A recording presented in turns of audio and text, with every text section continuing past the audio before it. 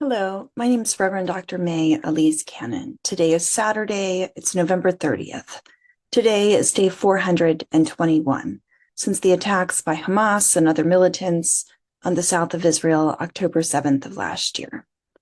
Numerous updates of the last 24 hours. Use these for prayer to motivate us in our continued engagement, calling for peace in the Middle East and a comprehensive and permanent ceasefire in Gaza. In terms of the ceasefire agreement between Hezbollah and Israel, the IDF, Israeli Defense Forces, announced that they have carried out several attacks in Lebanon. They've said that it's because of breaches by Hezbollah of ceasefire conditions. They said that they struck Hezbollah operatives, rocket launchers, and vehicles that had armed men that were filled with weapons. The IDF said today, Saturday, that its soldiers found weapons that were located in a mosque in South Lebanon. They said that they were reportedly being used by Hezbollah militants and, quote, that the IDF was working to remove suspects from South Lebanon areas, end quote. The IDF said Israeli jets struck military infrastructure near the Syria-Lebanon border based on intelligence confirming that weapons were being transferred from Syria into Lebanon in order for Hezbollah to use, that this was in violation of the Hezbollah-Israel ceasefire agreement. The IDF accused Hezbollah of exploiting civilian infrastructure to facilitate arms transfers with support from the Syrian regime. The IDF Arabic-speaking spokesperson has warned Lebanese residents to avoid returning to areas in South Lebanon where Israeli soldiers who are residing. They said that they're putting their lives in danger. You'll recall the ceasefire agreement is 60 days, that Israel has that long to incrementally remove itself outside of the Lebanese borders. The idea is that Hezbollah will move north of the Litani border, and the only militarized troops that will be south of the Litani border between Israel and Lebanon will be those of the Lebanese forces and of the UNIFIL, or the UN peacekeeping forces. So now both Israel and Hezbollah have reported breaches to the ceasefire agreement, but it continues to hold. As it's now, I don't know what day it is, the fourth or fifth day since that ceasefire agreement. The Lebanese health ministry said that 3 people, including a child, were wounded in an Israeli airstrike in South Lebanon. In Gaza, at least 45 people were killed in Israeli airstrikes since dawn Saturday, including 12 people who were bombed while waiting for food in Khan Yunis. Hunger and desperation throughout the enclave continues to just be desperate. 3 additional aid workers from the World Central Kitchen were killed in an Israeli airstrike in Khan Yunis as the US-based NGO suspends once again all of its food distribution operations in Gaza. You'll recall there were international workers for the World Central Kitchen that captured the world's attention several months ago. These aid workers were Palestinian. In large part, I would imagine that these 3 aid workers and their deaths will not be reported. In Israel, the news reported that the IDF said it was targeting terrorists that were involved in the October 7th attacks, and that they worked with the World Central Kitchen food relief nonprofit, and it was they who were struck on a vehicle, in a vehicle that was in Gaza. There were 5 people killed in the strike, including the employees of the World Central Kitchen. The World Central Kitchen has said they have no knowledge of alleged ties to the October 7th attack. Medical sources in Gaza said today that 7 people were killed in an Israeli airstrike on a car in the city of Khan Yunis in the Strip's south. The IDF has said that it killed members of a, quote, terror cell that had planted explosives in Gaza's southernmost city of Rafah. It added that IDF forces also found weapons near a hospital and mosque in Rafah during searches conducted over the past week. And on Saturday, this is quite significant, in Israel, one of their former Israeli Defense Forces chief and an ex-defense minister of the state of Israel, Moshe Ya'alon, said, quote, "We are being dragged," referring to the Netanyahu government, into ethnic cleansing in northern Gaza, effectively clearing the area of Arabs. Again, that is an Israeli former chief of the Israeli Defense Forces and an ex-minister of defense of the state of Israel, Moshe Ya'alon, who said, quote, "We're being dragged into ethnic cleansing in northern Gaza."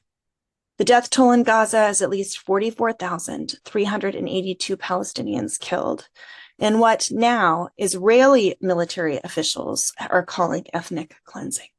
The number of journalists killed in Gaza has risen to at least 191 after another journalist was killed, this one, Mamdoua Kanita. He died of wounds in the Ali Arab Hospital. He was an editor of the Al-Aqsa satellite channel, the media office there said. Hamas has released a video of a 20-year-old Israeli-American hostage. This Israeli-American Idan Alexander, 20 years old. The relatives of Israeli hostages held in Gaza protested outside of the defense establishment today on Saturday, calling for a deal that will bring an end to the war and the return of the hostages.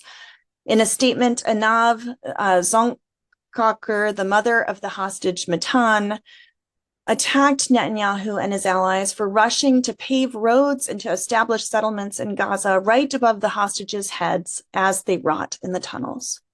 A Hamas delegation is set to arrive in Cairo for conversations with Egyptian officials about the peace agreement that Egypt is trying to negotiate, according to senior Hamas officials.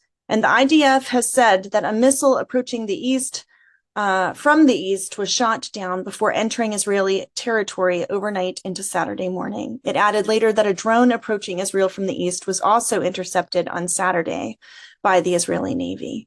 In the West Bank, Israeli police arrested an East Jerusalem resident who was suspected of aiding the terrorist that carried out Friday's shooting attack in the West Bank, in which 9 people were wounded. I reported on that yesterday. The chief prosecutor of the International Criminal Court, Karim Khan, said yesterday that Israel's appeal against the court's arrest warrants for Netanyahu and former Defense Minister Yoav Gallant should be dismissed. The appeal should be dismissed, and that the appeal proceedings should be discontinued. I wanted to take a few minutes today and talk about Syria. We've addressed this on and off over the past several months as there have been attacks of the Iranian official in Damascus. But this past week, there was a major transition and there's been a lot happening there. There was an offensive game of attack of resistance forces against the Assad regime that started on Wednesday, where rebels formed a new coalition that's called the Military Operations Command. These militants quickly swept through villages outside of Aleppo. The residents said now that these militants have control of the city, they met little resistance along the way. Fighters have said that they are seeking to liberate occupied territory and are responding to stepped-up attacks from government, these are Assad forces, and that they are responding to pro-Iranian militia groups. The rebels may be seeking to capitalize on a weakened government, the Assad regime, whose key allies are heavily preoccupied with other conflicts. So they're referring specifically to Russia, the war with Ukraine. So these are anti-Assad insurgents. They have breached the Syrian city of Aleppo. That happened yesterday. They clashed with government forces for the first time. This was a surprise attack. They now hold the majority of the city of Aleppo. This happened last night. Netanyahu convened a meeting with defense officials to discuss this offensive and the way that it might affect and have implications on the ceasefire agreement with Hezbollah. And then today, Iran's foreign minister told his Russian counterpart in a phone call that the rebels' attacks were, quote, part of an Israeli-U.S. plan to destabilize the region, end quote. Al Jazeera provided an additional summary that I think is helpful, and it's important to understand what's happening in Syria. It's been under a civil war since the time of the Arab Spring in 2011. Assad's regime has remained in power. He's been a brutal dictator, but the ongoing conflict there has been identified as a civil war since 2011. Syria's rebels have launched this lightning offensive from the northwestern province, which is called Idlib, which is where this started. It then extended towards Aleppo and now to areas further south, towards the more central areas of the country of Syria. Armed opposition groups have captured several landmarks in Aleppo, including the city's international airport, also the ancient citadel there. There's footage online that shows rebel forces tearing down posters and statues of President Bashar al-Assad and his family in Aleppo and surrounding towns and villages. Rebels have advanced south towards Hama, but state media sources have denied that the opposition fighters have reached the central Syrian city. The Syrian army says its forces are performing their patriotic duties in confronting terrorist groups in the country, but opposition fighters appear to have faced little resistance in Aleppo. And the official news agency in Syria cites a military source as saying that the Russian and Syrian air forces are targeting rebel positions and supply lines. It's important to note that the group that is leading the military operations command is called Hayat Tahrir al-Sham, which broke away from al-Qaeda early in the Syrian civil war. It's been a dominant force in Idlib. It's also called Tahrir al-Sham. It means the liberation of Levant. This is an Islamist Salafi jihadist organization. The U.S. recognizes them as a terrorist organization, mostly localized to the areas of Syria, but they publicly split from al-Qaeda.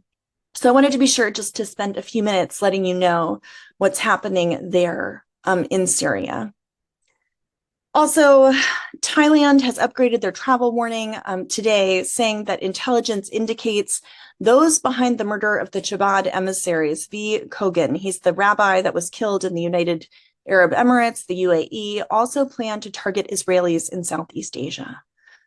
Today, thousands marched through Rome in solidarity with Palestinians in Gaza, calling for a permanent ceasefire and an end to the genocide there. As many as 15,000 people marched through Rome, Italy, in solidarity with Palestinians in Gaza. That's the update for today. Continue to pray and to work towards peace and end to all war and all violence in Gaza, in all parts of the Middle East, in Israel, everywhere where there's violence and suffering. We'll continue to pray for peace, to work towards an end to war and violence. In the name of Christ, amen.